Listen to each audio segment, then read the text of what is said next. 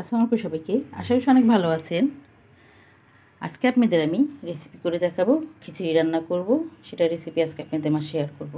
চলুন রেসিপিটা দেখে আসা যাক কীভাবে আমি খিচুড়িটা রান্না করে থাকি। যদি ভালো লেগে থাকে আমার এই খিচুড়ি রেসিপিটা, অবশ্যই শুরু করার আগে একটা লাইক দিয়ে নেবেন।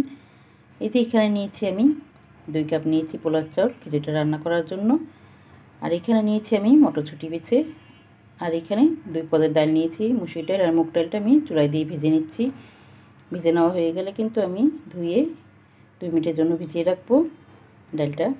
এই রান্না করার জন্য এখানে চুলায় একটা হাঁড়ি বসিয়ে পরিমাণ মতন তেল দিয়ে নিলাম। আর দিয়ে দিচ্ছি দারচিনি, লবঙ্গ, এলাচ, তেজপাতা। আর দিয়ে দিচ্ছি পেঁয়াজ কুচি। যখন ভেজে নেওয়া হয়ে যাবে তখন দিয়ে দিচ্ছি বাকি মশলা। এখানে দিয়ে দিচ্ছি আদা রসুনের পেস্ট, আর স্বাদ অনুযায়ী লবণ, হলুদের গুঁড়ো আর মরিচের গুঁড়া। আর কিছুটা পানি দিয়ে নিচ্ছি মশলাটা কষানোর জন্য। এই ডালটা কিন্তু এখন আমি দিয়ে দেবো মশলার সাথে, ভালো মতন কষিয়ে নেব। যে ডালটা দেওয়া হয়ে গেছে, এখন আমি ভালো মতন এই মশলার সাথে কিন্তু কষিয়ে নেব। মশলা কষিয়ে নেওয়া হবে, ডালটাও কিন্তু ভেজে নেওয়া হবে। আর দিয়ে দিচ্ছি যে পোলাও চালটা কিন্তু আমি ভিজিয়ে রেখেছিলাম ধুয়ে, সেটাও দিয়ে দিচ্ছি। অবশ্যই কিন্তু পোলাও চালটা ধুয়ে ভিজিয়ে নেবেন, খুব সুন্দর ঝরঝরে হয় খিচুড়িটা। যে পোলাও চালটাও কিন্তু আমি ডালের সাথে ভালো মতন ভিজিয়ে নিচ্ছি। এই যে ভেজে নেওয়া হয়ে গেছে, এখানে আমি বড় কাপের 2 কাপ গরম পানি দিয়ে দিচ্ছি।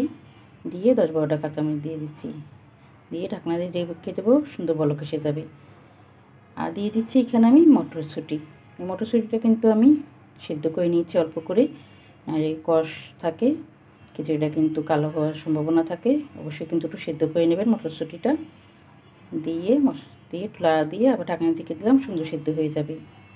দেখতেই পাচ্ছেন খিচুড়িটা রান্না করা কিন্তু আমার হয়ে গেছে। একবার হলেও কিন্তু রান্না করে নেবেন আমি যেভাবে রান্না করেছি। সবাইকে অসংখ্য ধন্যবাদ আমার ভিডিও দেখার জন্য।